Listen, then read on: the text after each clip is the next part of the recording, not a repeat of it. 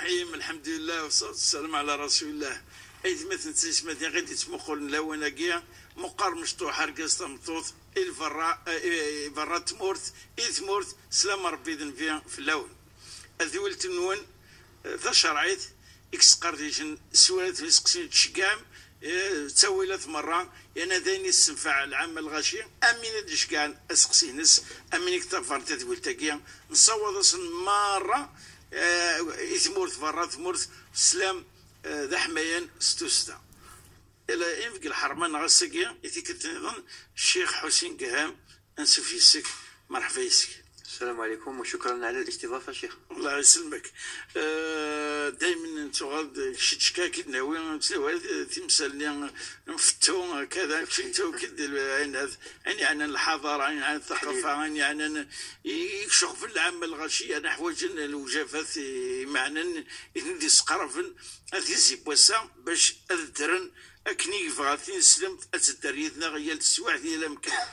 إلى وين الحديث أنا حديث قيس معنا سوزاليس إذا مسلم وشفيح النبي صلى الله عليه وسلم يدين حديث يصحن من البر وحسن الخلق والإثم ما حاك في صدرك أو في نفسك وكرهت أن يطلع عليه الناس ومن بعد يرنا المذيك يسير زيادة وإن أفتوك الناس أفتو ثقي تمثلت من بعد نحفظ غرس مليح بلكن أمكن يختصر أنت وإن في صاصم أين ديدان يتوكدون في الناس يفكاس ربي السر جوامع الكلم كان سيون ووال هذه قافل تكتب يكتب وايض سيون ووال البر حسن الخلق الخير كل خير تصرف كالعالية الخلق العالية ومن بعد نكمل رواية.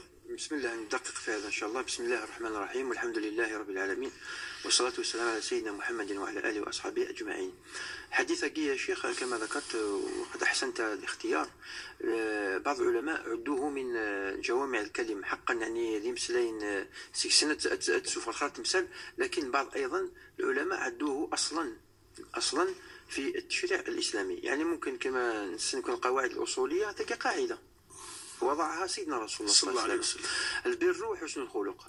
هو الحديث أمشي تيدنا ولا قيسنا رسول الله صلى الله عليه وسلم ديون تيدي قصدا ديون يعني يعزفني يزدغن برا المدينة المنورة دونك يتسمى قال رسول الله صلى الله عليه وسلم كل يوم الصحابة عايشين كودس أبو هريرة عمر علي عائشة رضي الله عنهم كان دائما معاه سلنا شو دي قال فهمنا سقسينا ستفتينا زرنا كودس توانيد وكيف عاد شات صدغ من برا تمديد قال لي موين تسر كل سيدنا رسول الله صلى الله عليه وسلم الناس يا رسول الله الناس قريني تصوضن خالله مسلاين الجهيني كل يوم يقريدها وقال رسول الله وقالها وقال ناس فرنكيني وزميل غاد جمعوا كي مسلايني كذا وزميل غاد خدموا كانت تقارب سفهمي يعني فرويتيد كيونو مسلاي كان ذا شو خاطر القران باللي البر يعني نتاغي ذا فريد يساوض من الجنة والفجور نغ الإثم يساوض الفمس الناس فهميت ولا كاين البر راكا الإثم هكا زرا شوف ريدا يا غا ما إلا وين دازمير غادا كيتستفتو ما إلا وزمير غادا ودور كذا واقف لك الجواب مقر وحده تفهمها هذا نهضر القاعدة سميت تزولتني عدان ند أن الإسلام ماشي يفك القاعدة كان ماشي يفك العنوان وكتشوف نفلس فهم الباقي من الكلام.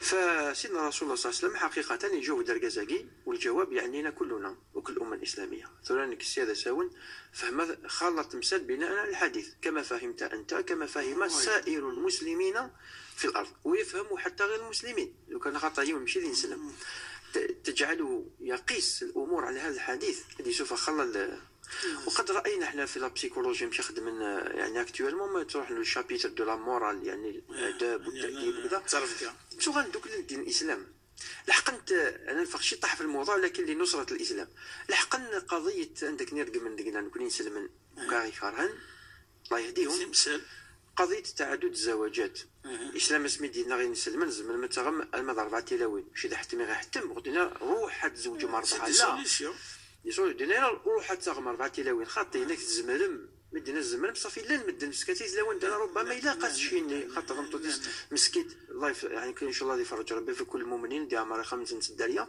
لا وندا مسكيت تمطوط الله غالب من عند الله سبحانه وتعالى امر قضاء وقدر لابد ركزاكي. ففي الحرب العالميه الثانيه سميت كيف الكيرا لالمانيا خاصه تولى المانيا يعني موت الناس خرجوا الجنود ونيت الحرب ني شوف غن الشعب نسنو كيف كان سلام كحلت موت نركز نقارت موت نسن في 1946 اسكواس بعد انتهاء الحرب فغنت ثلاوين ديال الالمان فغنت مظاهره الكوفريه تاع بوقت سوالت الدوله نسيت قارني الدوله بدلت القانون انفتي ركزنا ذا غنكثر تمطوط اكثر نيوز ناس خاطر ركزنا كفان شافنا الكيرا تلاوين قيمت والشعب ينقص الى قد نخلف الى قد نسمغي خلاف مقلب شي تشغلنا للدين خاطر الاسلام لا يظلم. الإسلام كما ذكرت بارك الله فيك يا شيخ يقترح الحلول للبشرية مثل قادر ربي كان ثوالظ نتاكي سلشن وإن شاء الله نكون خاصة ندير نوقع على إلى قال الحكم نقدر ربي لأنه هو ربنا يزرى المصلحة لنا وربي يحمل العبادين سبحانه وتعالى رحيم رحمن. قضية البر وإن سيدنا رسول الله ناس تفغت فهم شو معناها البر يعني البر كيف إذا قال الجنات حسن خلق الهكاك المدن سلهوستي لينك سيزديه تيكلينك لونك غاربي الطلب دي الناس هو اذا كي تسهل تاكي زمان تفهم دير لكن الحكام تما الحاجه اي تزين قولي وزميلات دينيط وزميلات السفلات تاع الدايره ثم كتخمم ما الخدمه الحاجه وكانت دينيق بالك زرع بلي مدن يتقاس انك القارن يدين لا يلهوني الدون في الليل ايه فهم ديريكت بلي شنو هذا الاثم الامثله لا تعد ولا تحصى ممكن نطبق هذا الكلام على كل جوانب الحياه كل شيء ملايير الحالات تختلف من مكان الى شخص اخر الى حاله الى زمن الى قوم الى غير ذلك. فقاعده عامه الانسان لازم يعني يابليكيها. الحادثه كي فرنتي تسناس تمثال الاولى او الشطر الثاني من الحديث الاولى هو قول سيدنا رسول الله في تتمه الحديث وهو عن النعمان بن بشير رضي الله تعالى عنه في روايه اخرى عند احمد في المسند قال وان افتاك المفتون وان افتاك المفتون وان افتاك المفتون ثلاثه كوان الناس يعني وغير كان الولي خاص في ثاني والتفرار يمسلينني لماذا؟ الآن ممكن ندخل في تفصيل من التفاصيل حيث أن في الديانة الشيطان لعنة الله عليه يستعمل الحيلة مع بني آدم والمثال المشهور هو سيدنا آدم عليه السلام في حد ذاته اسمه جلازي الجنة سيدنا آدم ربي سبحانه وتعالى خلق سيدنا حواء بليس تخزو ربي داين يورب اللي يروح ذيك ست جهنم هن يعني يضمنيت نجور بيسكسو المؤمنين والمستمعين قصني فافريد زمزوارو يشحن يلقى ادم الناس يخلصها في دوايا ذي اذا تتوسوس الناس حتشوف جيراني كينهار بي ادم يتزور الناس كيفاش قال لي الله سبحانه وتعالى لا الناس يا ادم واش بيك انت يا يساتي تستيزط الناس والله غير ما كان والو وقاسماهما يقول لسن وقاسماهما القسم إني لكم من الناصحين راني غير نحوس غير الحاجة اللي تفيدك. سيدنا آدم عليه السلام مازالت على يعني ماشي الفطرة مازالوا على الطيبة ودوس هذه الباليس باللي ممكن هذا الإنسان يستعمل الله لمقصد سيء. ماذا قال له؟ ربي تستحضر قوالي يؤمن لا بلي يزمر بنادم يدي يستحضر ربي في الباطل يؤمن بليس يعدد الشراني وما عاد يضرا وين يضران. إذا انظروا كيف يأتيك الشيطان بعض الأحيان تورط باللي شي نصح المنكر بصح الشيطان كيزي العقل كيتسيوك اللي اكتير تشفح اكيني مينو انت ماكش فاهم كاع القضيه اكتشيني كذا وكذا بصح ها هو الحل. نسوق مثال كنقال لي يتضح المقال. الله سبحانه وتعالى حرم المنكر والفتنه ما هي؟ هو زعزعه الاستقرار. هذاك ساكن مع الفتنه الشوال ما تبغى يعني اسف كتاب تسكر الشوال يعني شرح سياسي شرح واقعي هو الشوال. بارك الله فيك. هادشي ما اكيد دفع تجمعات مسفهم كلي اكيد دفع داخل الجامع في بيت الله سبحانه وتعالى كثير الامام تزلط يسنا راك في اثناء الصلاه اثناء الخطبه اثناء الدرس اخطات في مساله وانت بشر لا تخرج شنو ذا شوف الله لا يخطئ سبحانه وتعالى. كل ابن ادم انبياء معصومون خير خطاين تواب انبياء معصومون. سيدنا رسول الله ودينا الحاجه يعوجنا يخسرنا انا انت كلنا زمان نهدر نخدم الحاجه نخطئ. هذاك الخطأ تاعك أثناء الأداء تاع الشعائر. أنا من الحاضرين في المسجد، أنا تزلقت في يديك وراك تخمم خطأ أنت كإمام أو كخطيب. الآن يستوجب علي أغير المنكر، أبين الخطأ، أصوب، واجب أو غير واجب؟ للدين الإسلام أولا هذا واجب. إذا قلنا فرض، الفرض نوعين، كفاية وفرض عين. فرض عين، فرض العين يستوجب على القادر عليه أو المستحق له. الآن احنا واجب علينا أن يكون لدينا طبيب، خاطش الأمة هي تمرض لازم نداويها، هذا من مصالح الناس. شتي ناس غير الطب هذا كيداوينا موضين وتسلاوي طالع، القانون كيعاقب والشرع أيضا يعاقبك، لأنك تستطيع تقديم منفعة أو تأخير مفسدة ولم تفعل، إذن أنت مأثوم. ولكن أنت كطبيب هل أنت الذي تفسر للإمام؟ لكل مقام مقال. إذن أنت تبقى في طبك وهذا يبقى في مشيخته. أنا من المصلين، هل أنا عندي مستوى الإمام حتى أدرس الإمام أثناء نغز تسبقنا؟ أولا أنا لست عالم، لست شيخ، والإمام قال لابد مثلا الإمام يصل خير. إذا شرعا أنا من المصلين شرعا لا إثم علي إن لم أتدخل في إصلاح الخطأ الذي أظن أنك قد ارتكبته. لجا شرعا أنت غير مطالب كمصلي، ما راكش عالم. هذه واحدة. ثانيا سيدي معليش راني قصدتك الاستفسار، قالك يا شيخ سمعت هذاك الكلام وسمعت جهة أخرى فهم لي، هذا كيكون مؤدب، بنادم يتقدرني مانيس. لكن عندما آتي نقولك اسمع يا شيخ وانت وكذا، أشخل ضجة في المسجد. الضجة في المسجد هي فتنة. شوال يحميت ربنا يشرهيث إذا الإثم ما حكى في صدرك وكرهت أن يطلع عليه. أنا في المسجد أكره أن أسمع الضجيج، كرهته أنك ربيت تشيني البلد ما يحكم البناء اللي كرهت أن يطلع عليه الناس. معنى يعني الحديث كقال بمفهوم الاستصحاب أن كل ما يكرهه الناس يكرهه الله، نكون غير خدمة شوال. والدليل في حديث آخر قال النبي صلى الله عليه وسلم الملائكة تتأذى مما يتأذى منه بنو آدم. ما لكش مدن في هذه الحاجه يا الريحه كرهتك كرهت ويا لا كلش يمكن يشعر هذا اخبرني كثر يول الملائكه يحبوه. فقس على ذلك، هذه امور تفهمها بالبديهيه. اخذ من سيدنا حسن الحوسي مول يونس غلط مثال سنسوقه. لكن نحن نروح السيده قالت لي بنادم قال لك زيك تروح هذا الشيخ تاخذ مضاس الضجيج الفتنه في المسجد اثر الفتره الصوتيه الشيء قال المنكر الى قال، واحنا على بالنا بان الاثم هو المنكر وما يكرهه الناس ويؤدي الى النار. لكن على بالي علاش ما درت الفتنه؟ ما دام على بالك انت ماثوم. قلت لا انا عندي اجر. كيفاش عندك اجر؟ هذا منكر تولي عندك عليه حسنه، وكان عندي اجر لانني اظهرت الحق وغيرت المنكر وكذا وصدعت بالحق. اذا هنا يتدخل الشيطان، هذه فتوى شيطانيه. الان الشيطان هو الذي يفتيك اشياء الحرام حلال. افتوك الناس افتوك.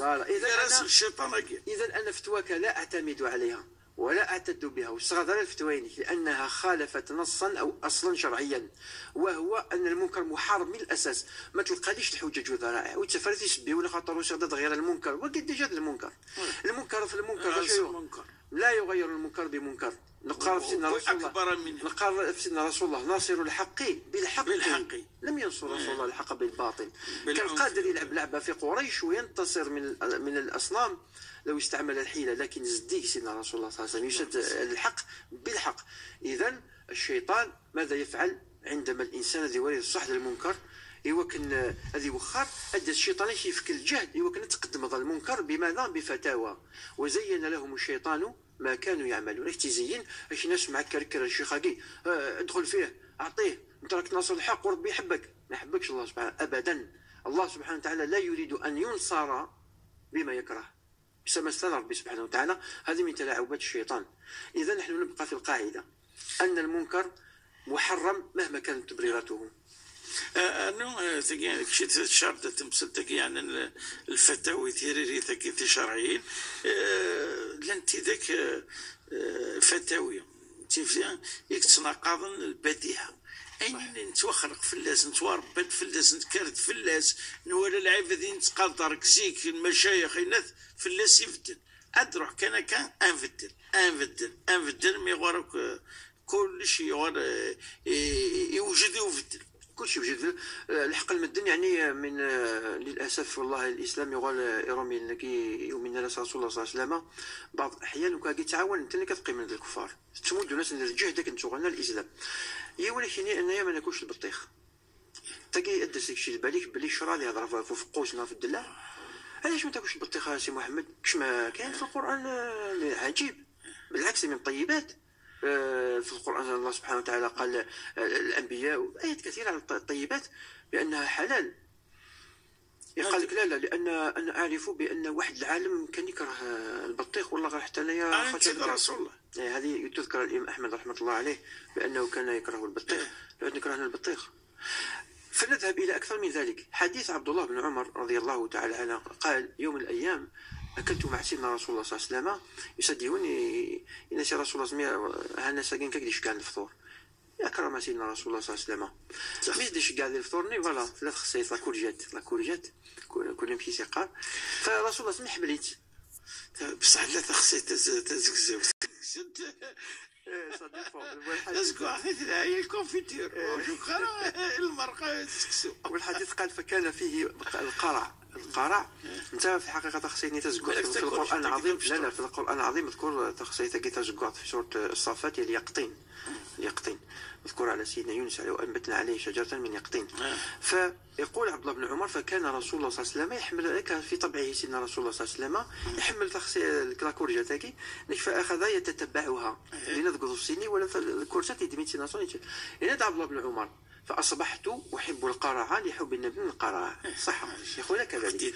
لكن الآن ما هو مش الاقتداء في حقيقة الأمر يا شيخ فنفصل المسألة لنظهر قاعدة أصلية وتحدث عنها سيدنا رسول الله صلى الله عليه وسلم وصحح هذا المفهوم أن أفعال النبي صلى الله عليه وسلم فيما يتعلق بجانبه البشري قال إنما أنا بشر مثلكم أنا ثاني بشر أنا في بلادي في ثمورتنا نحمل السكسو أكيد ناسي نحمل الحريرة نحمل الشخشوخة نحمل السكسو يسقسو في صعب هكا هل نسقط ممارسة الله صلى الله عليه وعلى آله وسلم فقمنا له فقال جلسوا لا تطروني كما أطرت النصارى عيسى بن مريم إنما أنا عبد الله ورسوله فقولوا عبد الله ورسوله الناس يعني سلايثرني المقامين وتغال ما تخدم الحاجات لا أطالبكم بها.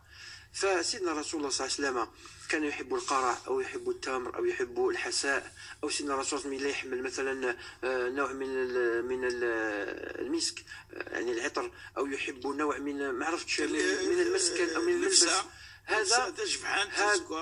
هذا ليس مطلبا شرعيا أبدا هو جانب بشري ثقيل حياة النبي صلى الله عليه وسلم في الكوتينس أوما يعني البشرية أمن تم خلق الله أما الأنبياء نظرنا كل شيء حمل فسيدنا يعقوب سيدنا نوح سيدنا إبراهيم ولكن الشريعة لا تتناول الجانب البشري للأنبياء الحياة نس شتيني مقلينك ديوسا صور ربي والدليل هو قوله سبحانه وتعالى في القرآن العظيم وما آتاكم الرسول فخذوه وما نهاكم عنه فانتهوا. فرسول الله بماذا أتانا بالشريعة غدو سينا سلي روساتنا سلي منو قال كلوا هذه ما تاكلوش هذه نايو سينا سلي كاتالوج قال اسمع لبسوا هكذايا ولا ما لبستوش القندورة تروحوا لجهنم لا وقد تطرق إليها الأصوليون حتى ذكرها شيخنا الغزالي رحمة الله عليه في أحد المرات حلقات تلفزيونية وتابعناه وأفادنا الله بعلمه ونوره. فقال في أحد الحلقات وهذه سمعتها عنه قال القميص الذي كان يرتديه النبي صلى الله عليه وسلم هو قميص عربي وليس إسلامي.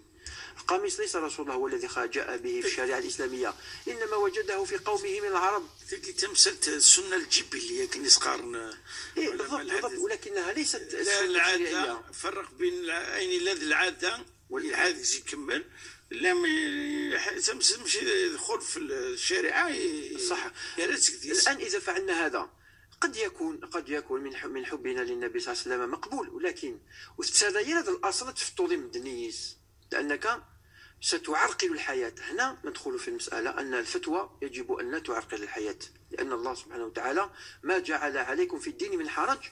وهنا أدخل في نقطة إذا سمحت شيخ. الآن العالم يشكو من البلبلة والفوضى وانعدام الأمن وللأسف الشديد هناك خراب في الأرض اليوم حرب فتنة إرهاب الدنيا تشبر للاسف الشديد شوالاكي نكوني نزرى بلي هذا وين ربي تيدي يخدمن، لان المسلم طيب ينسلم حاشا الخيرات توين صغار مدن حاشا الامان اسم الناس هو سماكم المسلمين، يعني نكوني نهدي للناس السلم ونقيم نغورنا حاشا الامان ياوي. لكن المخربين بعض الايادي الشيطانيه خلقا الارهاب بغانا سنين دين نسلمن تيدي خدمن ماشي دين نسلمن، وانما دوكا هني يكفغني دين الاسلام وتستروا بالاسلام. الامور الامنيه هي امور خطيره جدا. ظلم باللي تمثال الامان في الشريعه الاسلاميه في ايام الجهاد اثناء المعركه تختلف بعض الشعائر الاسلاميه او الاحكام الشرعيه تخالف يعني المعمول به في ايام السلم. طريقه تصلي بارك الله فيك. هذا مثال بسيط. تصلي ثم ادراك اللي هي ركن الدين. الظهر ذي وسط ركعات. الامام ذي الجنود معروفه صلاه الخوف الى غير ذلك. الكذب يجوز في الحرب لانقاذ امه. اذا ما دام نحن في حرب كاين امور امنيه تهدد حاجه يعني تمناصينا نخطي. ثلاثه سيوث يعني سي من اخواتنا المسلمات اللي هم ان شاء الله طيبات ولهم نيه حسنه في الحرمه والحشمه والتقوى. اشتيني كيني اغطي كل هذا الفراغ الماني كومبلي. يا اختنا هنربي اولا تغمض إيمانهم كومبلي ليس من الشرع، هو من الغلو في الدين، لأن القرآن هو الذي يقول الزنا الشيء التي في الحاجات اللي تنطي قد بانت سبحان الله ليدونتيفيكاسيون لازم نعقلك شكون انتيا. هاد عديت مطوط سطونوبيل تنهار كباراج انت تغمو كيما نيس بالك دار كاز بالك دار كاز هاديك شمط هاد الحوض شي كوفريد تغمو كيما نيس بالك لو شيرشي ماشي نتاثوك مسكيت دار كاز نظن يرسد شغل بحال التلاوين نار الخالات الحكم. اذا هذاك شمال الامتحان هادشي الامتحان ما بلاش شنو يجوز الباك هذايا. الامور الامنيه فرضا بان تغطيه الوجه بصفه كليه فرضا انه من السنه وهو ليس من السنه. هذا مفروغ منه. بالعكس مخالفه للسنه لانه التشدد في الدين وما جعل عليكم في الدين حتى الحج خدم هو ابتداع. الحج الى قد كشفنا في فودمو سندي فاسنسن الدنيا كل حاجه شرا متطرفين ساعه الغلو ساعه نروحوا الخلوطات كان والله تداوي غندقني الاسلام الظاهر والله ما خدمت تدير طاعه الوالدين يسن قال مولانا يسوك لا هي بالك من شروط دخول الجنه اللي ما رضوش عليه الوالدين ما يرضيش عليه الله سبحانه وتعالى ويجي يتبع لي في حاجه اختلف فيها زوج علماء حتى هما مما شذ في العلم ويدير لك منها من حبه قبه ويخلط الامه ويخبل بها الامه. نحن نقول من الناحيه الامنيه شرعا يعني الشرع في التشريع الامني يفرض عليك كشف الوجه حتى نعرف مع من نتعامل. ما جاناش واحد يخلط لنا الامه يديرنا يهدد امن المسلمين. اذا انظر كيف ان الفتوى والاثم ما حكى في صدرك وكرهت ان يطلع عليه. انا اكره ان ارى هذا الوجه لانه يهدد امني وانتم شهداء الله على الناس. والدين إذا كان ليس في الدين حرج أيضا الدين لا يصنع الحرج للناس لا يصنع. أنت صنعت لي حرج والدين جاء لينفع كل الناس لا لينفع بعض الناس فقط. أنا وقيت أنا تفغى عيني إنه ممكن غورنا ثورة مشاكين ذا القرون ثم تسيثنا تسدر في نمط الفسان تروسي عينات أدرو كان كتصنع الفض أتصوري تدرينا الحون أسترنتي خوف يقود من سنة غير خم فيها سن أتصوري ذاك يوم المنظر يعني الشفاح غورنا ما أكيد يشوف متكر وخا دي محل الشفاح ثقن درسنا الشفاح قوسي الشفاح الله جميل كل شيء شفاح كيشفاض ست وسايقين الشفاح 82 سنة ولا غير الشفاح 82 سنة الشفاح 40 أين الشك أنا كاين باش قلت تنادق كي قيمة كان أنا قضى الفطرة أنا قضى كينيا هل يسعى لاصل بالك الإسلام يروح هذه في كلش هذه في الفطرة يسندق في مناقضة الفطرة يعني نذكر مثال والأمثلة كثيرة أن بعض الأحيان يسيوني يعني فتوى فيما يتعلق اننا نكون بمعاش الناس نكون نتسمعش الا قنعاش الحاجات دسيوني كي خاطر يتخدم على ثاقي باسكو رشيت هذه الكتاب والسنه مي كلش رشيت الكتاب والسنه غير مثلا سهل ثلاثه مدن لان هذا القران سي با ديكسيونير. القران تكلم عن الخطوط العريضه اين ينفع المدن الدين هن تبناه يقره الشرع ويتبناه يشم ذي الشريعه. اضرب لك مثال يون راح حبيبنا مسكين خذ عند الفتوى الى يعني يحرش مليح القرايه ذي باب الزوار في الجامعه التكنولوجيا ديبارتمون تكنولوجي التكنولوجي كثرت 17 انسان يعني مخ والجماعه اللي قراو التكنولوجيا زرنا واش معناها 17 ديبارتمون تكنولوجي دان يعني دان سالكو في ديال الجامعه يفضل القرايه ينس اي غار اللي كاش معنا ما نروحش الجامعه لان في الجامعه لا تحذينا كلنا الاختلاط وكذا الحرام مي غاسي الشيخ كي يدي فتانا كاكي لا سيدي نايره تفغ راسك وخام لا قتقيم البخام لان حتى في الشارع كان وكاين ايضا النساء متحجبات اذا كان يعني شي في غير راه غتمخلط هذاك العباد الى الشيخ كيكمل الفتوى يعني شويه اش اللي مثل البخام داخلني اتمثل داخل البخام فهذه تناقض الفطره الانسان يخرج الى معاشه انت غير مكلف بما فعله الناس في انفسهم رسول الله مسميك الذي مكه الملائكه دونا كذا كان يصلي امام الكعبه والاصنام جنبه هذا ما كاش منكر اكبر من الشرك ولكن المعاش فرض علينا ان نتعامل مع الناس ولا ننقض الفطره كيف ربي فين غير سرق داساكي انا تمثلت يدي طعن مليح تيزي بواساكي وين نقيه ونادي غرس سنتو سنه ماشي السن العاطفه انا وين يدي طعن ارث نفسيت ان شاء الله تعطي هذا الشيخ اي مثلنا في السريع تدوي تبواساكي دائما لادريس الايميل تاع شرعيه @ntv.dz امني دور تدون بقاو على خير. السلام عليكم ورحمة الله تعالى وبركاته. السلام.